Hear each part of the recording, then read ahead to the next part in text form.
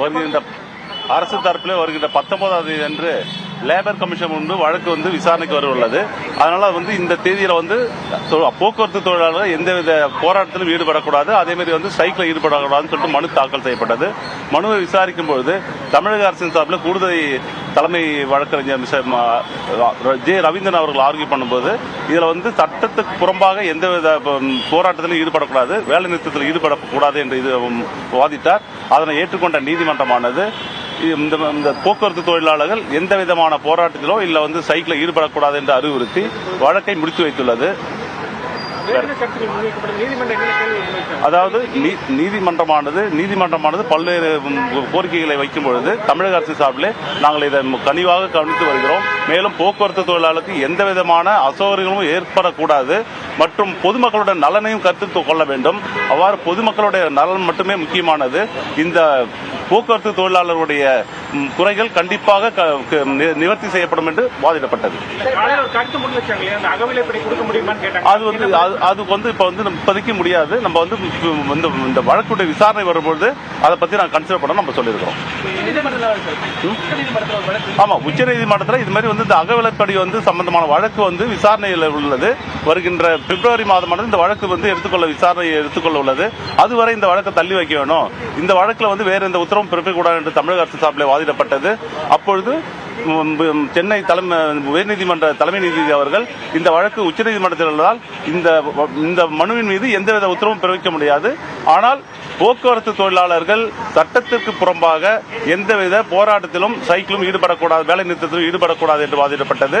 அதேபோல் தமிழக அரசின் சார்பிலே அனைத்து போக்குவரத்து சங்கங்களைச் சேர்ந்த தொழிலாளர்களும் பணியில் உடனடியாக திரும்பலாம்.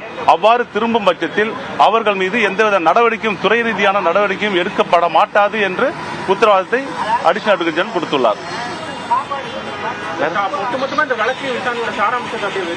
அதாவது இந்த வழக்கு பொதுமக்கள் நலன் கருதி மருத்துவக் கல்வி மாணவர் ஒரு வழக்கினை தாக்கல் செய்து இந்த வழக்கின் மீது விசாரணைக்கு வந்த பொழுது பொதுமக்களுக்கு குந்தகம் விளைவிக்கக்கூடிய வகையிலே போக்குவரத்து தொழிலாளர்கள் போராட்டத்தில் ஈடுபடும் பொழுது சென்னையில் இருக்கக்கூடிய வெளி மாவட்டத்திலிருந்து வரக்கூடிய மக்கள் அவருடைய சொந்த ஊருக்கு திரும்ப முடியாத நிலைமை ஏற்பட்டுவிடும் என்பதால், மேலும் பொங்கல் தீபாவளி போன்ற பண்டிகை காலங்களில் கூடுதல் பேருந்துகள் இயக்க வேண்டியுள்ளதால் இந்த மாதிரி நேரங்களில் போக்குவரத்து தொழிலாளர்கள் ஈடுபடக்கூடாது, போராட்டத்தில் ஈடுபடக்கூடாது, வேலை நிறுத்தத்தில் ஈடுபடக்கூடாது என்று வாதிடப்பட்டது.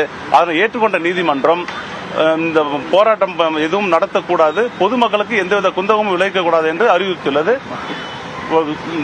போக்குவரத்து தொழிலாளருக்கு எந்தவித ஊதியமும் எல்லாத்தையும் கன்சிடர் பண்ணாம சொல்லியிருக்காங்க.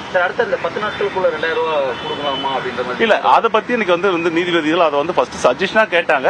கேட்டுட்டு இது பொதுநல வழக்கு என்பதால் இதுல அந்த மாதிரி உத்தரவு எதுவும் பிறப்பிக்க முடியாது என்று வழக்கினை முடித்து வைத்துள்ளனர். அதாவது அரசினுடைய முக்கிய நோக்கம் பொதுமக்களுக்கு எந்த விதமான சிரமமும் ஏற்படக்கூடாது என்பதில் தெளிவாக உள்ளது. இதுதான் எங்களுடைய வாதம். இல்ல, இது எல்லாமே உங்களுக்கு லேபர் கமிஷன் முன்னாடி கேஸ் பெண்டிங்ல இருக்குது. வர 19/1/2024 அன்னைக்கு வழக்கு விசாரணைக்கு வரது.